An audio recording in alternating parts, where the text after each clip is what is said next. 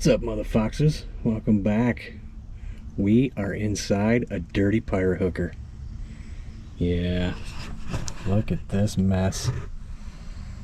Holy cow. Now I know this is going to make a lot of people nervous. Sent a picture off to my buddy. He said it made his balls hurt. This does not scare me. All because I've been here before. I've done this. This wire, it's supposed to have wrap on it, folks. It doesn't have wrap on it. So we're gonna wrap this stuff up. That's basically all I'm gonna do, is just wrap it up. I do, however, have to address some issues. Now this one's broke. It's got this thing broke off here. I'm gonna order another one of these and wire it in, simply because these are coming out of it. I want to get those, make sure those aren't coming in. Anything that's pulling out, I'm going to reorder. Now you can't get all of these things, so there's certain ones that you can't get. Like this is the dimmer, and that's broke. Nothing I can do about it. You can't get these. I looked. You can't get them. Maybe I'm wrong. I don't know. This here, that might be a speaker.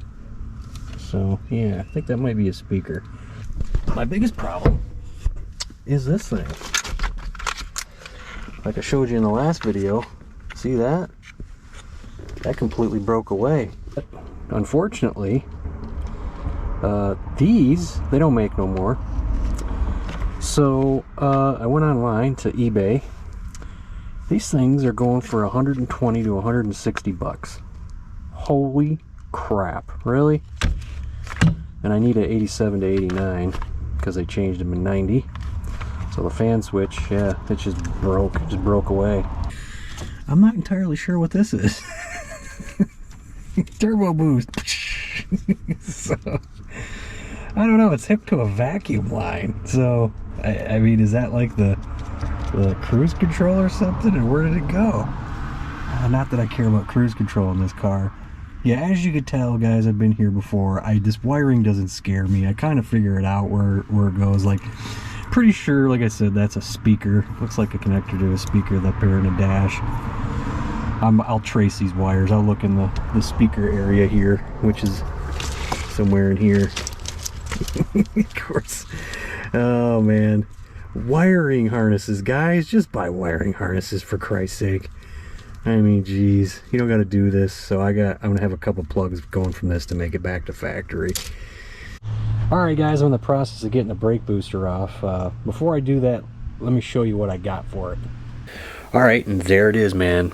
93 Cobra brake booster, 93 Cobra master cylinder, the rear proportioning valve for the rear brakes, and the retro lines for the proportioning valve. I also got the heater core in there, and that's Black Sunshine's oil pump. But I got this stuff. This is great because about a year and a half ago, I think I was looking on LMR. This was 256 bucks just for that. So I'm like, holy crap. And I think you can get it for a little less at a parts store. Well, I was going on LMR and I was looking at something else, and I noticed that they put this, that, and those two things in a kit together for $275. I was like, what the hell? That's a freaking deal, man.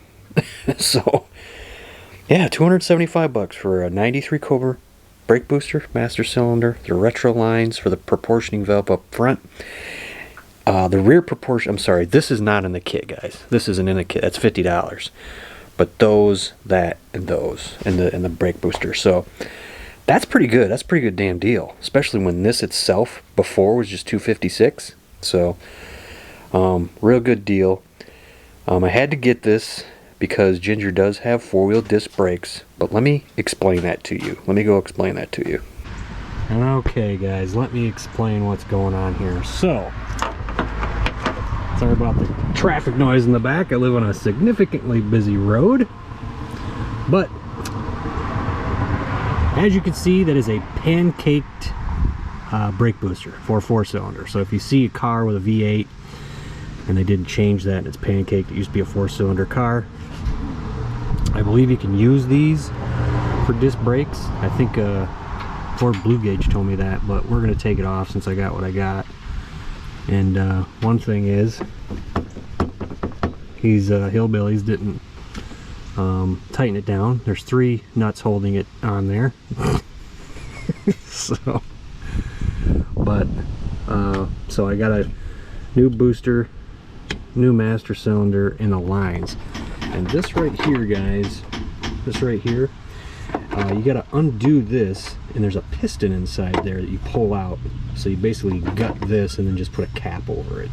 And then you got to put those lines on here. I don't really know how they go. I'll figure it out later. But and when you do this for a 4-wheel disc, you're supposed to put over in that junction over there a rear proportioning valve. Well, these morons just stuck disc brakes on the back and said, we got 4 disc brakes. That's not how you do it. They don't work. So these ones were like spongy. They work, but they were spongy. And now we're going to do it right. So yeah. Update. I tell you, I didn't think this car had any more surprises for me. We've been through the whole thing. Haven't taken the brake booster out yet, right? Said there was 3 bolts. Sorry, there's 3 nuts holding the brake booster on because one was missing. Well, that was before I got a light down there. There was actually only one. And I laughed so hard when I went to put the ratchet on another bolt and it wasn't there.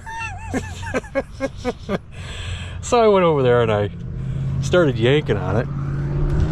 And it's just coming right out here. One nut, guys, 1 nut. That's all it took. I guess that's all it takes to get a woman pregnant too, I guess. I don't know.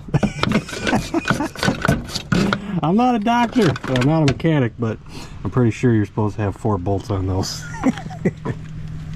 Unbelievable. There it is, in the mystique of nature. The elusive 10mm socket. Yes, I removed the brake booster and it revealed a secret. Somebody lost their 10mm and I have found it. Is this like a penny? You pick it up and put it in your pocket all day long, you have good luck? I'm gonna do that. Alright guys, so I took that off. That's a bit of weirdness to me. There's like a weird ass like butt connector on this, and it's soldered down.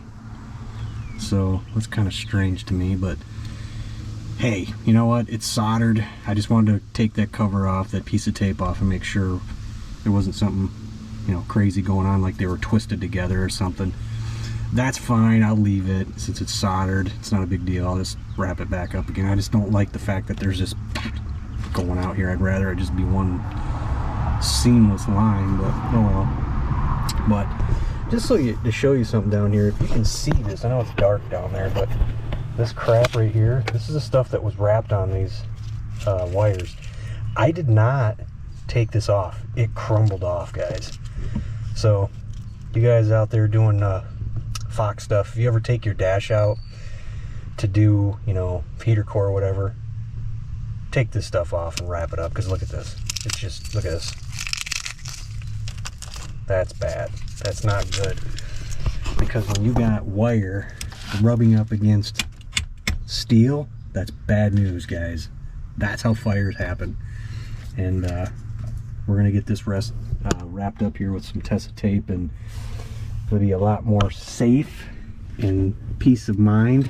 I mean, there's stuff back here right now that is just crumbling off. Here's a piece of, look at this, look at that. It's just holding this all together, and I did this little effort and it's just crumbling off, guys. Just terrible. This is the stuff. Now Black Sunshine's was crumbling off, and I had to take it the rest of the way off. It's just terrible. So yeah, it's a good idea to get in here and do this, especially when you got this stuff rubbing on like steel. Look at this. This is from these wires, guys. All this clean metal you see here is from the freaking wires rubbing on it. That's not good. That's not good at all. So, for all you guys who own Foxes out there, the rite of passage with these cars is taking the heater core and replacing it.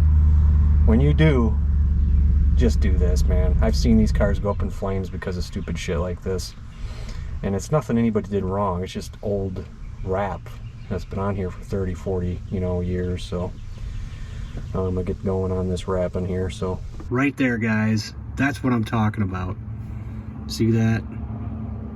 I don't know what that's to. It almost looks like the low oil light, but I doubt it. I remember that one's like white with a red stripe, but look at that. That was pinched in between down here, guys. That is why you need to do this. That is why. I didn't just do that. It was already done. So, here's a good catch here. We'll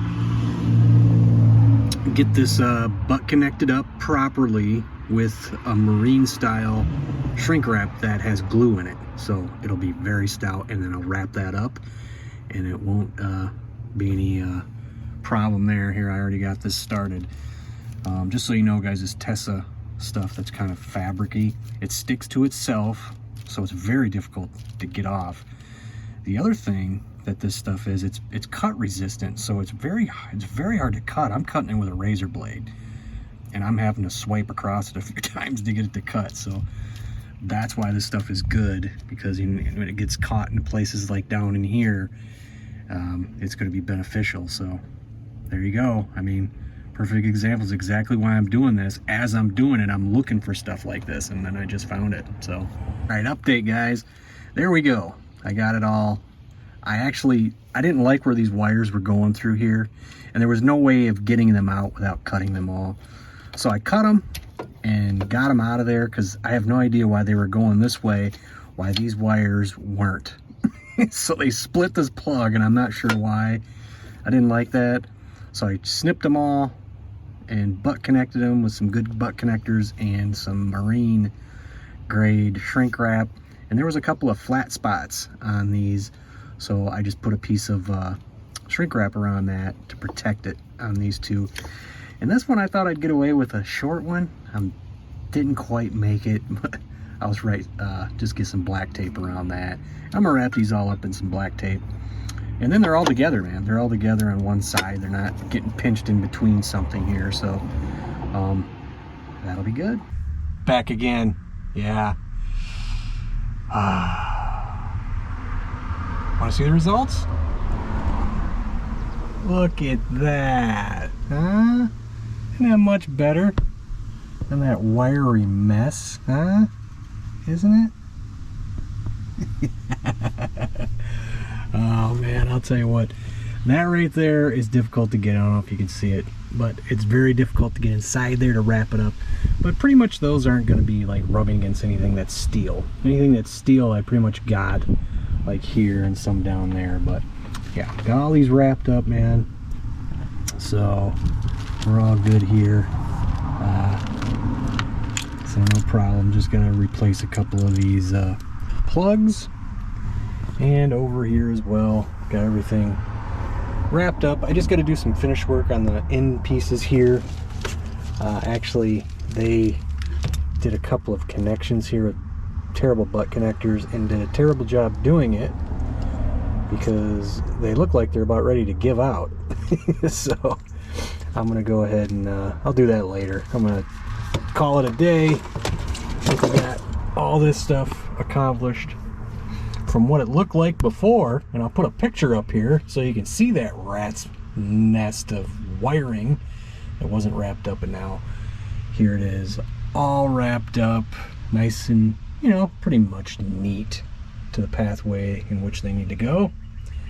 And like I said, I just need to get a couple of plugs for this to get wired up here properly. So they have the clips on it. Of course, a couple of them are going to be without, but oh well. But there it is. Of course, there's this mess here. I take care of that thing, like I said. But we're done for the day. And that's going to do it for this one, guys. Thanks for watching. We'll see you next time. Later.